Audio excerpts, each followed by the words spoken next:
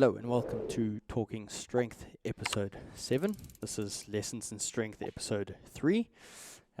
So if you haven't tuned into any of the episodes before and don't understand what Lessons in Strength is, Lessons in Strength is a recap or a summation, I think that's the word, anyways, of the previous episode or the guest that I had, and it will be kind of something that I really took from the episode or something that I reflected on post episode or post talking to this guest, and really taking a lesson from it, I suppose. So last week's episode was obviously Nevin. Nevin's my good old French friend that I have the pleasure of pestering all the time with all the random scientific questions and thoughts that come to mind as I'm driving to the gym or on my way to train. Nevin tends to get the phone call or the voice note or the screamed at from the other side of the phone with some elaborate plan that I've come up with or a theory that I'm trying to test. So thank you, Nevin, for putting up with me, I guess. But yeah, so kind of before we jump into all of that, we'll kind of do the house cleaning or housework, if you would call it that, and just pay some bills.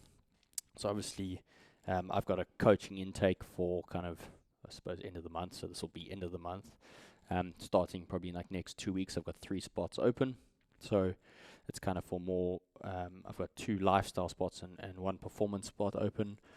Lifestyle obviously being more, general orientated and performance based, as the word states, performance based, and usually more towards some form of severe injury that's kind of keeping out of the gym. So I've got 3 spots open there. The other one is obviously the Bondi Vite code that I've spoken about before. So that's BVJames15, and that'll get you 15% off at bondivite.com.au, I think it is. They've got, I always speak about it, but I kind of use their magnesium in high doses just to try and get myself back into parasympathetic state. And I use their men's multivit and their curcumin for my dodgy hip, to be honest, and try and bring down some form of inflammation. So that's that. The other one that we have on board as well is Whoop. So I kind of use a Whoop. I've used the Whoop for the last 3 years. I've used it since going through some of my surgeries, and that was quite interesting data at the time. And it's kind of just evolved, and I've got a bunch of clients who use Whoop, and I track the Whoop data within our biofeedback forms, and it's a metric that I kind of use. So we've got a discount code on that as well now. It's in the bio. I'll put it into the link in the show notes. I think if I understand correctly, that gets you your first month for free. Or it's like 10% or something along those lines. But there's a code. Use it, don't use it. I suppose that's the housekeeping. So Nevin, my interview with Nevin kind of, it got me a lot of DMs, apparently. Apparently, if you say that you want to have kids as a male, that tends to get you some interesting DMs. So thank you to any and everyone who did DM me regarding having kids. That was an interesting experience, I suppose. But the big takeaway for me out of that whole podcast and the whole reflective process on that was my desire to have a family. And I'm, I've taken a week to kind of like go into this and really try and understand where that came from and what it is. But that definition of family is something that I haven't really been able to define. I don't necessarily know what a family, in my head is being defined as. For all I know, it's me and my dog, and I've got my family already. For all I know, it's having 2 wonderful kids running around with a wife or, a partner, and maybe that's the definition of family, but I don't necessarily know. And that's kind of been the big revelation for me over the last week of really taking a dive into it after listening to the podcast again. 2 weeks since we've kind of done it, is trying to not put a definition or put a tag on what that family is that I wanted, but it's just been something I've kind of looking at. So that kind of has led me to some interesting conversations with myself, and I suppose it's fitting. One of the times is it was my my grandfather's anniversary of his passing 2 days ago, and it brought up some emotions that I kind of thought I had dealt with, and it hit me a lot harder than I was expecting it to. He passed away 8 years ago. Madalla was his name. It wasn't his name. His name was Aubrey, but in South Africa or in African cultures, Madalla means wise old man, or it's kind of like a term of respect, and he was just known as Madalla from when I was a little lighty or a little kid. So I celebrated his anniversary this past 2 days ago, and I really reflected on like all the impact that he gave me and he had on my life. There's lots of things that I hope he's proud of me for what I've been able to do, and I'm sad that he wasn't around to see me go to Commonwealth and see me compete. He was a strong man. He had very big legs. He was kind of built kind of like I am, I suppose, a little bit rounder in his later years. But he was a strong man from his legs and from his hips. So unfortunately, he didn't give me the strong hips, I suppose, considering my pain with hips. But yeah, just reflecting on like the values and stuff that he instilled in me, and his love and appreciation for family, I suppose, and that's kind of where I'm going to tie this all into. It's he taught me.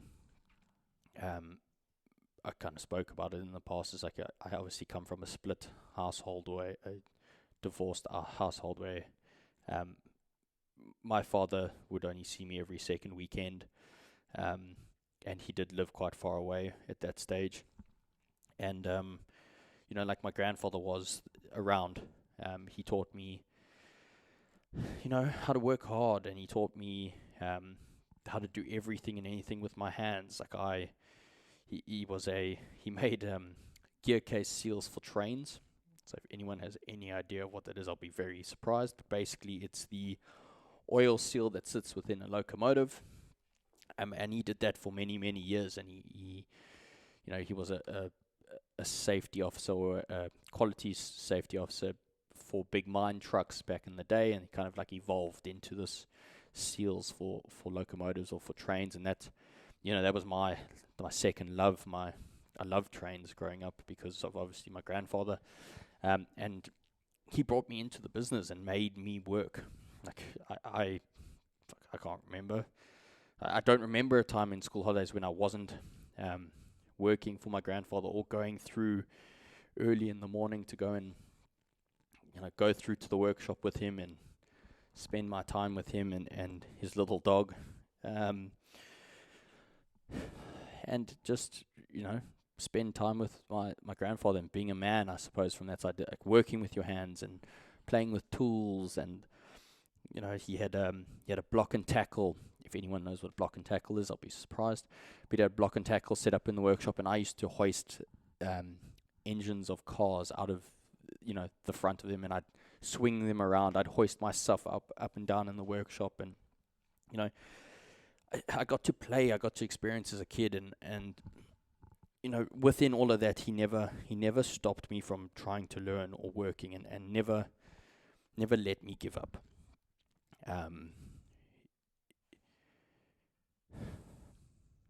He was very adamant on hard work, and hard work will get your reward. And I think that's, if there's one thing that stuck with me for all this time and will probably stick with me for the rest of my life, it's working hard.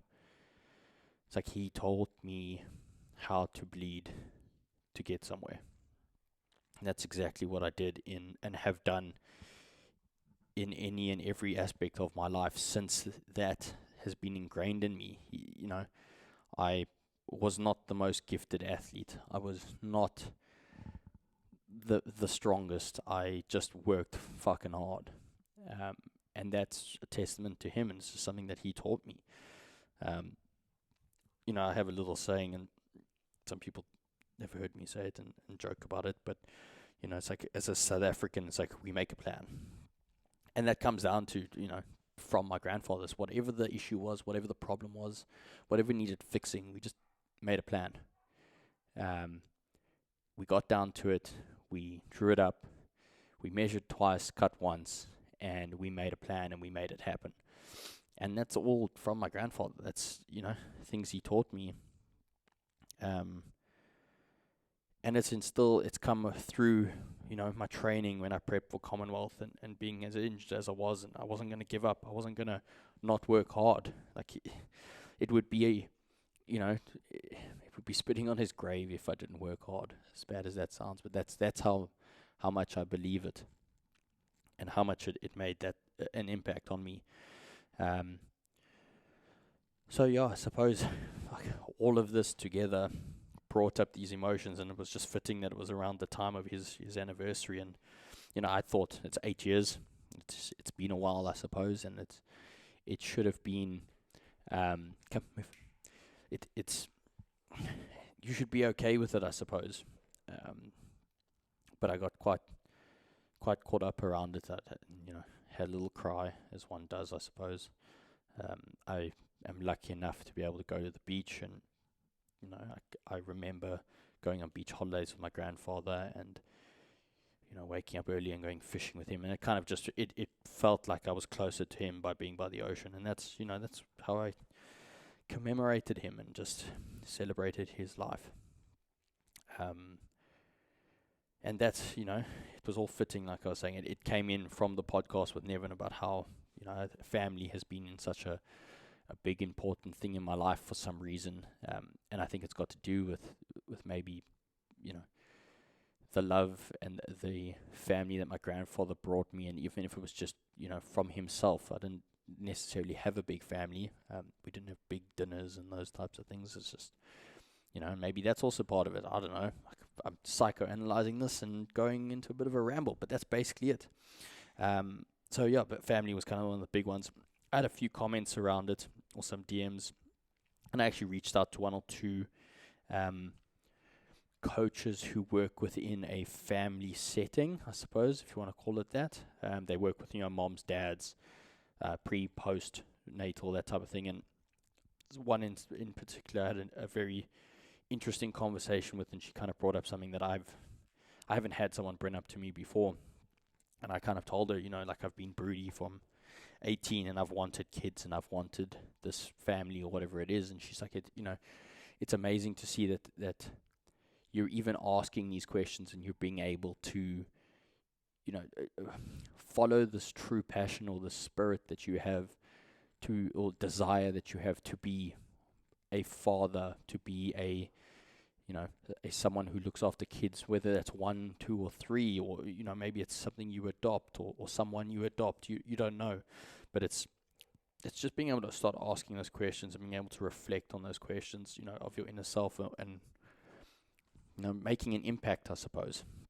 I want to, like I've said before, it's like I want to make an impact in life and on people, and maybe that's on the little shits that I bring up for some. That might be what happens. I hope they're not little shits, but I have a feeling with all the things that I've done in my past that's how I will be punished. But anyways, that's a complete different story. So that was kind of the big takeaway for me. It's like it's hit home very hard, being able to reflect on family, and I think that's one of the things, with the current state of the world, it's like if you aren't able to share your experiences with your family, or you are away from your family, I think it's, have the perspective and be grateful for having family. Reach out to your family. If you haven't spoken to your parents in a while, reach out to them. I think, the times are tough, and I'm lucky, I say that, and I'm in a very safe country, and I have the ability to speak to my parents if and when I need to. And I've got this shithead over here who just keeps me company. But I think, not everyone has that, and I think just remembering that not everyone has parents around is probably something to just think about. So reach out, chat to them, don't chat to them. That's completely up to you. So family was one of the big ones in the takeaways for me, and how they kind of, well, my grandfather kind of instilled a huge strength quality into me from that side. Where else? The other one that I kind of, we touched on it very, very slightly from that side, and it was probably the only thing strength training related that we kind of got into was, we kind of spoke about like reps and sets from that side, and if you really want to get into it, we can. And I've had some conversations since then, and just trying to think about, if for example 3 sets of 10 is equivalent to 10 sets of 3, and in my previous comment I said no, it's not, and I still kind of stand by that. But I do think that at the end of the day, as us as coaches, we've got to understand that those are reps and sets that need to be put in place to create some form of adaptation, and elicit that stimulus that needs to be there. So, the big one from that is understanding the medium that you use. So, I'm not going to give someone 3 sets of 10 on a barbell. To me, that just seems really stupid. It's not a medium, and what I mean by medium is I'm obviously talking about like a barbell, dumbbell, machines, cables, those types of things. It's not a medium that I would classify a 10 rep or is equal to a 10 rep. To me, barbells are kind of like 8 at max. So I think reframing your mindset as a coach around that and understanding that rep ranges should match to certain mediums could really change your ability to affect or elicit a stimulus into your athletes. So that's one of the big ones that I kind of wanted to retouch on from the podcast, and it's one of the things that I've changed or evolved in the last maybe 2 years of coaching, is starting to understand that certain reps should match the applications or the mediums. It's like leg press, for example, or hack squat, or any kind of machine where you're externally stabilized. It's like, go for big reps, go wild. You can do 15, 20 reps, 30 reps. I've seen programs before of 30, 50 reps. I think I've given some clients 30 reps before, and I'm sorry. But, it's a safe medium. It's less likely to get hurt, but I'm not going to go and tell someone to do 30 reps on a barbell. Not anymore. I probably would have in the past. And that's just kind of being able to adapt as a coach and understand. It's like, that's the lesson that you need to learn. It's like, you need to be able to adapt. And I hope that I've done that as a coach, as I've kind of progressed in my life over the last, 6, 7 years, 8 years, whatever it is, kind of coaching. Like, one of the takeaways from that is just match your intention with the medium that you use. Barbells, 8 reps kind of is the top end if you really wanted to look at that. Dumbbells, I'd kind of go like 10s to 12s, like 12s could kind of be the top end from that side. Machines, you can kind of vary in between that. You can go high reps, 20s plus, and then cables, go for it. Like burn them out from that side. And I think if you take programming and you start implementing, rep ranges around the medium, you'll start to create a safer program for your athletes in the long run, and you'll start to see them or challenging them in different resistance profiles using those. So it's probably one of the bigger takeaways. And I think that's pretty much it for today. It's a nice short little one. I'm a little bit, flattened from being a bit emotional and reflecting on, the death of my grandfather, etc. So my mind's been a little bit cloudy from that side, and that's been the biggest takeaway for me, is just, redefining or starting to really like reflect on what I, as a human being, want to define a family.